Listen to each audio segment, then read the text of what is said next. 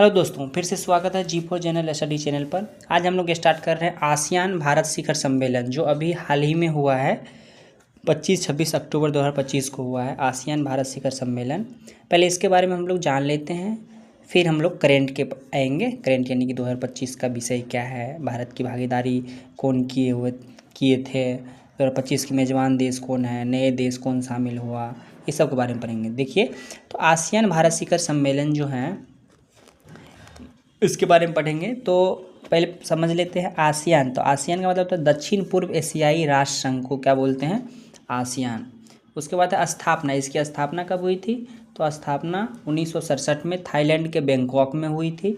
और इसके जो संस्थापक देश थे, इसका मतलब होता है कि जब आसियान बना था उस समय कुल 5 देश थे जो मिलकर बनाए थे, तो उसी को संस्थापक देश कहते हैं। तो संस्थापक देश इसमें कौन कौन हो गया, इंडोनेशिया, मलेशिया, फिलीपींस, सिंगापुर और थाईलैंड। इन 5 संस्थापक देशों ने आसियान घोषणा पत्र, बैंकॉक घोषणा पत्र पर हस्ताक्षर किए।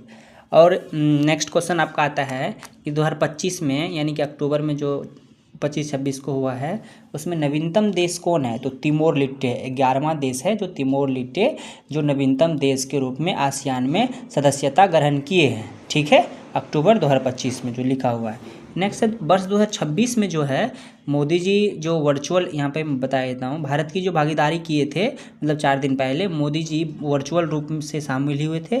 और इसका जो आसियान समिट है, इसका विषय था समावेशिता और सततता। और ये जो हुए थे, समिट हुआ था 2025 में, मेज़बान देश मलेशिया में हुआ था। मलेशिया कौन से स्थान पर, कुआलालंपुर जो मलेशिया में है, ये देश मेज़बान किया था इस पर 2025 का आसियान समिट का। और इसी में जो मोदी जी बोले थे कि वर्ष 2026 के लिए आसियान भारत समुद्री सहयोग वर्ष के रूप में भारत के द्वारा नामित किया गया।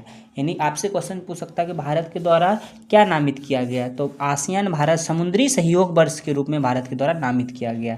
कब, 2026 को। ठीक है, 2025 में मेज़बान देश आपका कौन किया था, तो मलेशिया, कुआलालंपुर। और इसका विषय क्या था 2025 का, समावेशिता और सततता। भारत की भागीदारी क्या थी, तो मोदी जी को वर्चुअल रूप से शामिल हुए थे। तो उम्मीद करता हूँ दोस्तों अच्छे समझ में आया होगा।